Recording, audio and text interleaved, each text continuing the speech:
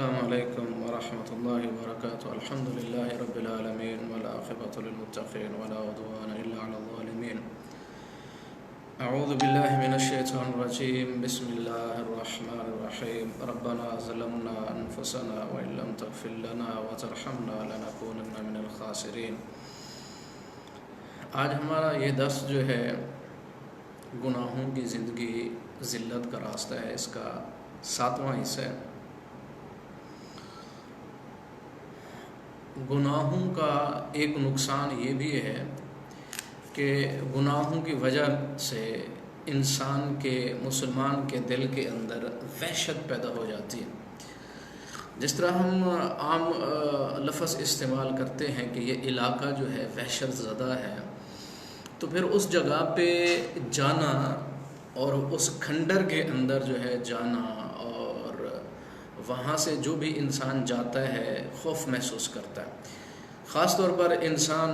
جو ہے رات کے وقت وہاں جو ہے وہ نہیں جا سکتے اور ڈر اور خوف محسوس ہوتا ہے، تو اس کو وحشت زدہ یعنی وہاں انسان جو ہے جاتے ہوئے خوف محسوس کرتے ہیں۔ تو جتنا انسان کے گناہ بڑھتے چلے جائیں گے اس کی وحشت جو ہے وہ بڑھتے چلے جائے گی، اور اس کے چاروں طرف سے جو خوف ہے وہ منڈلاتے رہیں گے، اور زندگی کو وہ ہر وقت محسوس کرے گا کہ کہیں یہ مسئلہ میرے لیے غلط نہ ہو جائے، یہ غلط نہ ہو جائے، فلاں غلط نہ ہو جائے، آگے پیچھے اوپر نیچے دائیں بائیں ہر طرف خوف ہی خوف محسوس کرتا ہے۔ اور جو ایک دوسرا مسلمان ہے جو اللہ تعالیٰ کا فرما بردار اور مطیع ہے اور اللہ تعالیٰ کی اطاعت اور فرما برداری کرنے والا ہے، تو یہ اطاعت اس کے لیے ایک حفاظتی قلعہ بن جاتا ہے۔ یہ اللہ تعالیٰ اور اللہ کے رسول صلی اللہ علیہ وسلم کی جو اطاعت ہے وہ اس کے لیے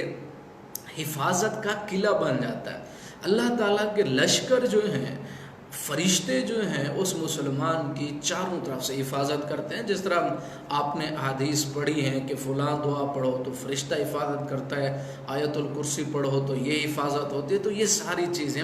تو اللہ تعالیٰ اور اللہ کے رسول صلی اللہ علیہ وسلم کی جو اطاعت ہے وہ ایسے سمجھیں کہ جیسے ایک مسلمان حفاظت کے حصار اور قلعے کے اندر داخل ہو چکا، اب نہ اس کو جو ہے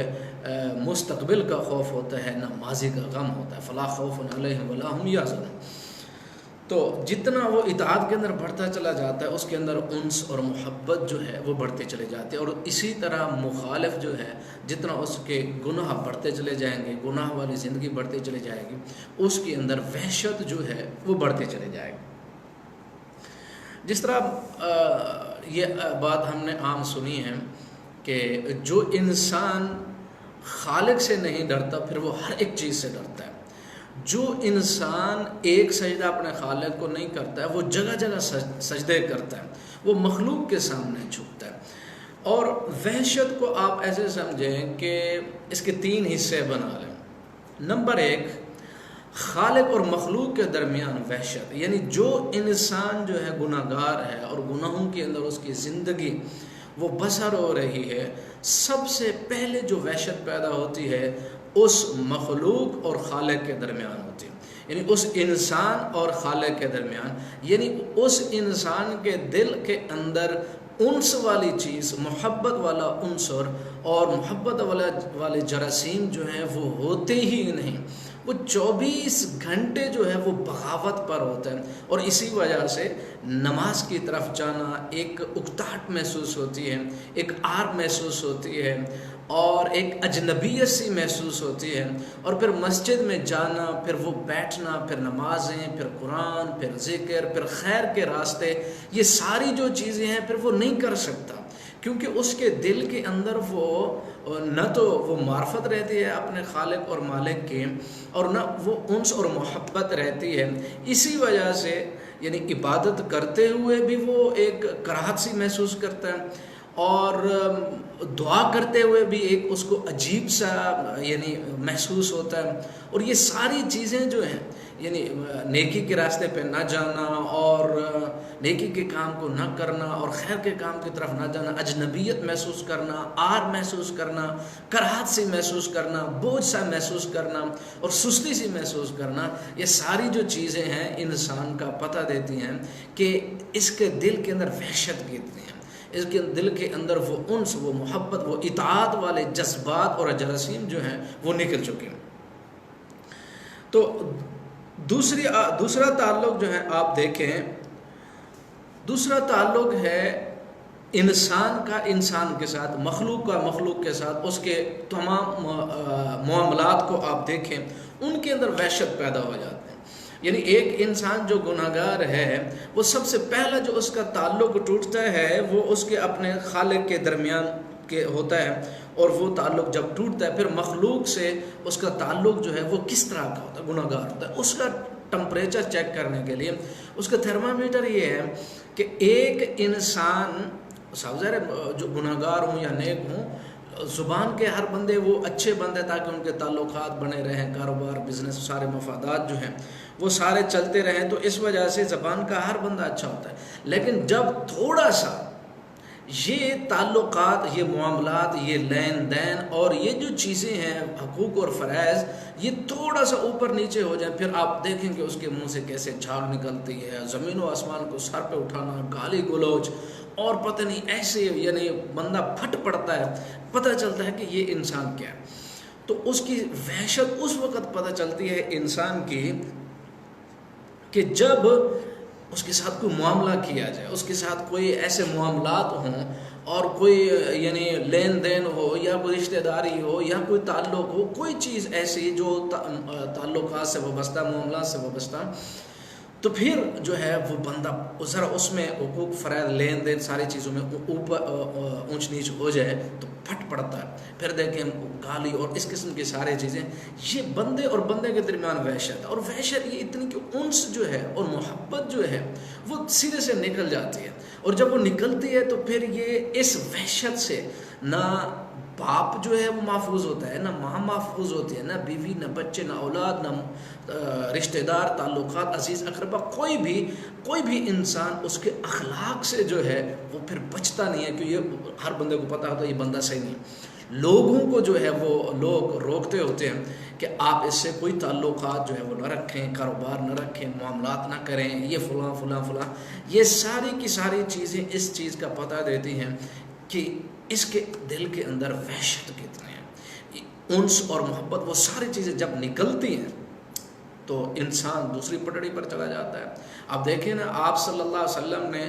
کس طرح ایک یعنی رحمت للعالمین تھے. اللہ رب العزت ارشاد فرماتے ہیں وَإِن كُنتَ فَظًّا غَلِيظَ الْقَلْبِ لَانفَضُّوا مِنْ حَوْلِكَ، اگر آپ سخت دل ہوتے تو آپ کے پاس ایک آدمی بھی نہ رہتا. مطلب یہ ہے کہ آپ صلی اللہ علیہ وسلم جو ہے وہ اللہ تعالیٰ کے فرما بردار، اور آپ صلی اللہ علیہ وسلم سے بڑھ کر کون ہے فرما بردار اللہ تعالیٰ کا. تو آپ صلی اللہ علیہ وسلم نے کس طرح، ایک آدمی آیا، وہ مسجد کے اندر جو ہے وہ پیشاب کر رہا تھا، صحابہ دوڑے کہ اس کو روکیں، تو آپ صلی اللہ علیہ وسلم نے ارشاد فرمایا نہیں، چھوڑ دو اس کو اپنا کام مکمل کر لینے دو. کیوں؟ اگر اس نے اپنا کام مکمل نہ کیا، اس کو تکلیف ہوگی، اس کو پریشانی ہوگی. اب ہمارا اسلام جو ہے وہ کتنا اعلیٰ اخلاق کی تعلیم دیتا ہے، وَإِنَّكَ لَعَلَىٰ خُلُقٍ عَظِيمٍ. لیکن جو گناہ ہے، جو نافرمانی ہے، وہ اس سارے جذبے پہ، اس سارے جراثیم پہ، ان ساری صفات کے اوپر پردہ ڈال دیتا ہے. ایک حجاب ہے، ایک رکاوٹ ہے. جب وہ حجاب اور رکاوٹ آ جاتی ہے گناہوں کی، نافرمانی کی، پھر انسان جو فرما برداری کرتا ہے جانب الٹا ہو جاتا ہے. جس طرح اللہ رب العزت ارشاد فرماتا ہے أَفَمَن يَمْشِي مُكِبًّا عَلَى وَجْهِهِ هَذَا أَفَمَن يَمْشِي مُكِبًّا. تو ایک ایسا انسان جو اپنے چہرے کے بل چل رہا ہے، کیا وہ ہدایت یافتہ؟ وہ ٹھیک ہے، چہرے کے بل تو کوئی نہیں چلتا، چہرے کے بل چل بھی کوئی نہیں سکتا ہے. مطلب یہ ہے کہ وہ سیدھی چیز کو الٹا سمجھتا ہے، یعنی دن کو رات کہتا ہے، رات کو دن کہتا ہے. ایسا ہوتا ہے، یعنی ایک انسان جب نافرمان ہو اور گناہ گار ہو تو پھر جو ہے اس کو ہر سیدھی چیز الٹی لگتی ہے، دن جو ہے اس کو رات لگتی ہے، رات جو ہے وہ اس کو دن لگتا ہے۔ اور ہم نے اپنے جو ہے ہم دیکھیں کہ اپنے گرد و نواح کے اندر لوگ ایسے ہوتے ہیں کہ سیدھی بات کو الٹا لیتے ہیں، الٹی کو سیدھا لیتے ہیں۔ تو کہنے کا مطلب کہ ایک انسان جب خالق کا نافرمان ہو جائے، ممکن ہی نہیں کہ وہ خوشی حاصل کر سکے، فطری اور یقینی خوشی، اور دوسروں کو وہ خوشی دے سکے، ممکن نہیں۔ الا بذکر اللہ تطمئن القلوب۔ گناہ وحشت لاتا ہے، گناہ انس اور محبت کو ختم کرتا ہے، گناہ تعلقات کو توڑتا ہے، گناہ اور نافرمانی جو ہے وہ انسان کو انسانیت سے نکال دیتا ہے۔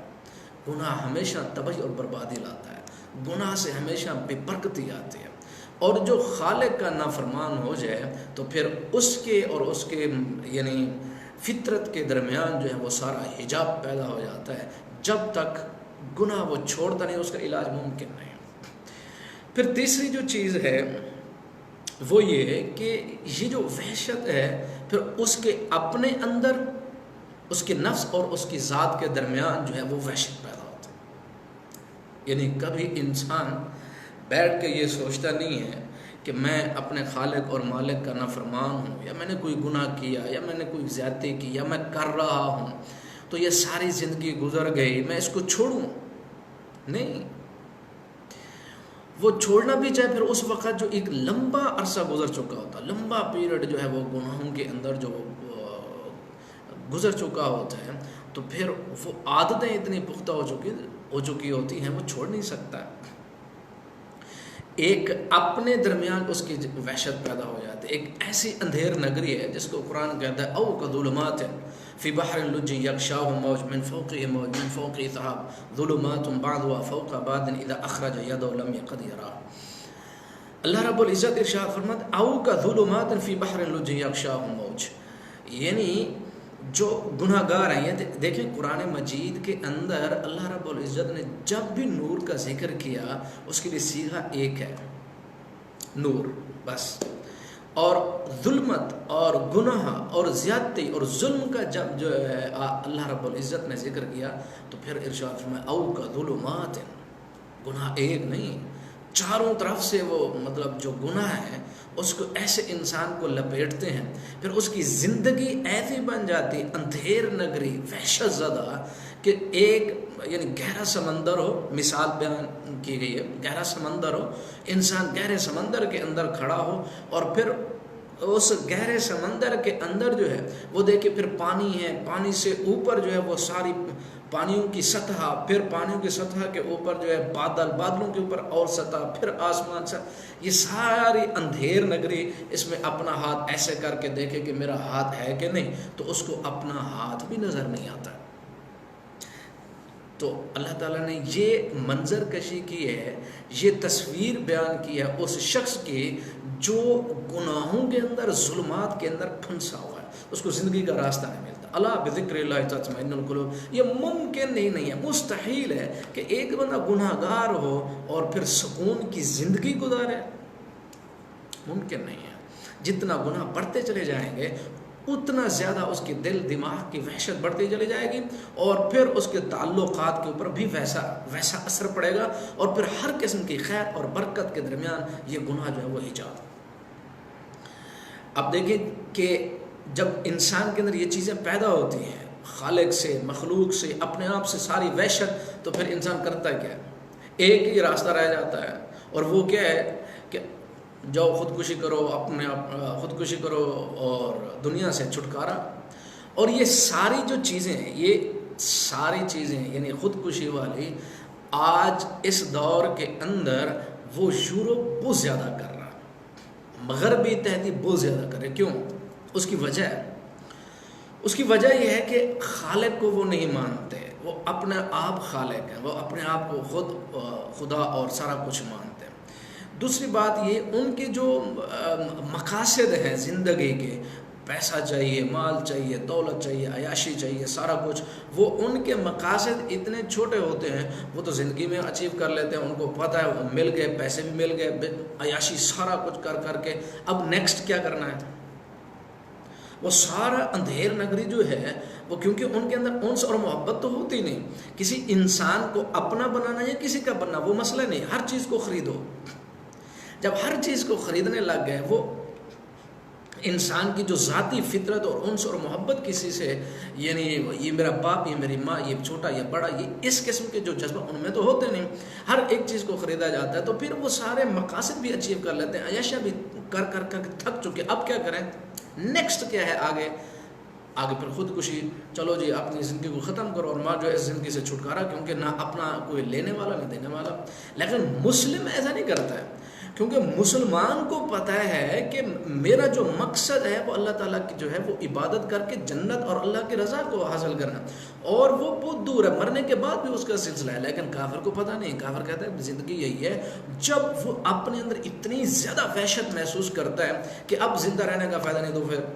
زندگی کو ختم کر بیٹھتا ہے۔ لیکن مسلمان ایسا نہیں کرتا۔ لیکن مسلمان کو ایک مسئلہ ضرور ہے کہ جب گناہ بڑھتے چلے جاتے ہیں تو پھر اس کے اندر ایک قسم کی وحشت جو ہے وہ پیدا ہوتی ہے، پھر اس کے معاملات میں بھی گالی گلوچ، اس قسم کی ساری چیزیں، اور خالق اور اللہ اور اس کے رسول کے سارے خیر کے جو راستے وہ اجنبی محسوس ہوتے ہیں، کرہت سے محسوس ہوتی ہے، دل نہیں کرتا، سستی محسوس ہوتی، وہ ساری چیزیں پیدا ہو جاتی ہیں۔ اگر تعلقات، معاملات ہیں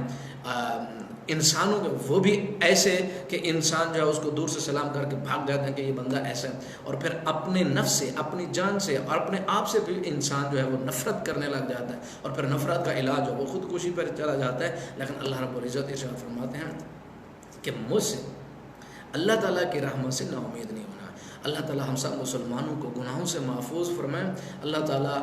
اپنے اسلام اور دین پر چلنے کی توفیق عطا فرمائے، اور ہم سب مسلمانوں کو اپنے گناہوں سے توبہ کرنے کی توفیق عطا فرمائے۔ وما علینا الا البلاغ۔